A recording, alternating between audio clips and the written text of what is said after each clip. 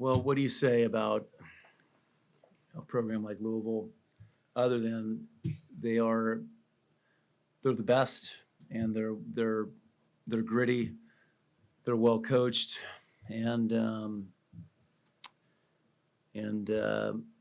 they've just been they've helped us and we've helped them over the years, and I think we're the only thing I wish is that we would have been on other sides of the bracket, so we both could have been there. But it's the draw we got, and they were incredible tonight. We felt like we had a good game plan, but it didn't matter. They were firing on all cylinders, and they were dominant in the middle. They started out with Iko dominant on the right side, but we just kind of kept hanging in there. We won the third, and I just think once Liv went on that service run in the fourth, we really got back to being just really aggressive, and the crowd helped. We felt the energy of the fans, and I'm just incredibly. I continue to be amazed by this group. Of just their will, and we're not done yet. Coach, obviously you were in that same position last week against Louisville, down 2 sets to start out. Any sort of difference between these two matches in terms of how you felt? Was there any doubt that you guys could pull this game out? Well, the last couple matches just felt so like left side dominant. And I think both teams, scouted that and were better prepared to slow down the outside hitters. And so I think the right sides and the middles were involved more. But in terms of it just never feeling over and always feeling hard, it was the same. Rachel and Torrey, it's kind of a nightmare scenario to be down 2-0 in a win or go home game. What's going through your head in those moments, and then when you guys go to break, what are you guys talking about? I know personally, me, Liv, and Fee, in between the second and third set, we went to the bathroom, we regrouped, got a yell in, and we really just regrouped together so we could make the difference in the third set. So I think it showed. Yeah, I mean, when you're down 2-0 or 0-2, you literally have nothing to lose. Like, you have to give it your all, so there's no other option. You can't hold back anything, and I think that we executed well and giving every single play, every single touch our all. Torrey, when you say you got to yell in, do you really mean like truly? Like, We held hands. We screamed. Like there was some people in the bathroom, they heard it, but we had to, and it played off for us in the third and fourth set and the fifth set. What do you guys think changed the most in the last 3 sets in your favor? I think personally for me, I was setting up the block pretty well for the right side. Like we mentioned, Iko and PK, they had a good swing offensively night, and I was just focused on the ball and blocking ball. Yeah, I think as a whole, we just decided we needed to be the more aggressive team. A big key for our match today was attack the attack. So I think in our first 2 sets, we kind of were like passive at times, but then the last 3, we really, every single play, were attacking. You're obviously not going to be comfortable trailing 2 sets to nothing, but having been in a very similar position a couple of weeks ago, is there a calm, at least, to that set of circumstances? I think not necessarily a calm, but like a urgency and like a just no reason to not give it your all, like I said. Dan, you mentioned the serving run that Olivia had. Before that, she hadn't had a successful serve. I noticed before you were kind of hyping up your team, like to cheer her on, and the crowd picked up on that. What's going through your head in that moment, and then when she gets the ace, the first ace, what's the shift?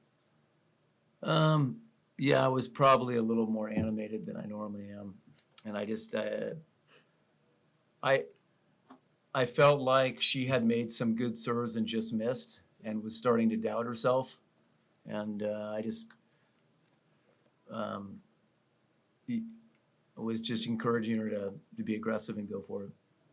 Coach, 11 service aces tonight. Obviously, you mentioned how important Lydia's service run was, but I mean, Larry with 4 and Kat with 3, and it seemed like they played a big role in the victory tonight. What would you say about how important your service? Yeah, we felt good about our service plan going in, but man, like even Kat in the 5th set. I mean, what an incredible run, and you know, we've talked about it in other press conferences, but there's people look so much at who kills the most balls or maybe who has the most digs or assists, but a lot of times it just comes down to someone coming in for, you know, a 4-point service run to give you that separation, and so we got big lifts tonight.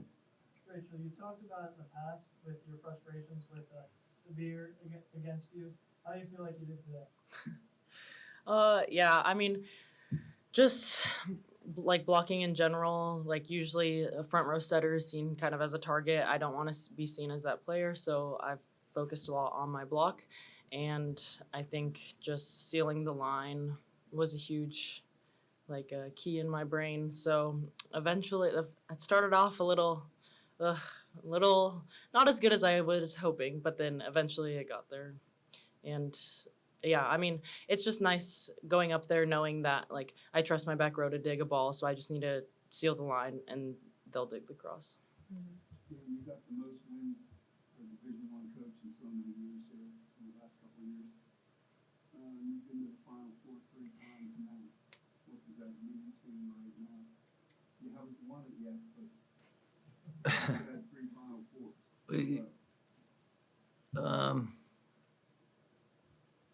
Again, like I'm not surprised because I know we have talent, but I guess I'm just kind of amazed, like at you know, I'm just lucky that I'm around people that maybe believe in me more than I believe in myself sometimes. My players, my wife, you know, the administration, the fans, but yeah, it's I do have the perspective of coming here 11 years ago and what I thought it could be, and this is just it's been very fulfilling professionally to see what it's become. Rachel and Torrey, Olivia has this tendency now that we've seen in the tournament to start off a little bit slow and then heat up. When that switch flips for her, how beneficial is it for you guys as a team? Yeah, I mean, Liv's a beast. She's When- unstoppable. When she's on and makes an impact for our team emotionally and, you know, as you can see on the court. Like, Coach, with how well DeBeer and Luper hit against you guys in those first 2 matches, how important was it holding them to below 150 hitting 17? Yeah, it was, you know, we pride ourselves in being a good defensive team, and you know, we have not done that until tonight against those 2, and I think, yeah, I mean, we had one more block than them, and we had a lot more digs, and so I think, and then with our service game, I think they felt more pressure than normal, especially towards the end. Coach, speaking of blocks, you set a new record in the NCAA tournament game today, 14 total blocks. The last was 13. That's a record. According to your stats. Okay. In a tournament game. The last time was 13 against Michigan in 2018. How big was your block, especially in those last 3 sets for you guys today? We had huge blocks, and I think it's also, I mean, they had 13, so I guess they tied the record. Yeah. Well, it's your Our personal record. Your personal. Yeah, I just think both teams, you know, some of the, you know, both teams like to take big rips, you know, and there's certain coaches that, you know, want to minimize errors and play it safe, and us in Louisville aren't those kind of teams, and when you play that way, then sometimes you get blocked. Rachel, last season, you guys used to lose in 5 sets. I think that was pretty tough. But now this year, you were revenge on them in the NCAA tournament. You did really well in that. So how much does it mean to not only just Yeah, I mean, when we we don't enjoy looking back on past games. We just like look forward, look ahead. So I think this year we prepared better, we practiced more efficiently, and I think that we were just like we executed well, and because our preparation was so like elaborate and it just worked. But very satisfying. Torrey, you're heading to your first ever Final Four alongside the team, third straight. How excited are you for that opportunity? I'm very excited, and I'm with a group of girls that I love and who love me, so I feel like I'm just right along and ready to win this national championship. Yeah, Coach, I mean, Emma gets that final kill. She had a really solid game. How important is it for her not developing as part of this, but also because she's from Louisville to get that final kill against her, I guess, hometown school? Yeah, I think that's a moment she'll remember. But more importantly for us, she was a little shaky our first two matches of the tournament, and she's continued to like get better and better and better, and that's a good sign for us going forward. What do you think this team may have that the previous two Final Four teams did not?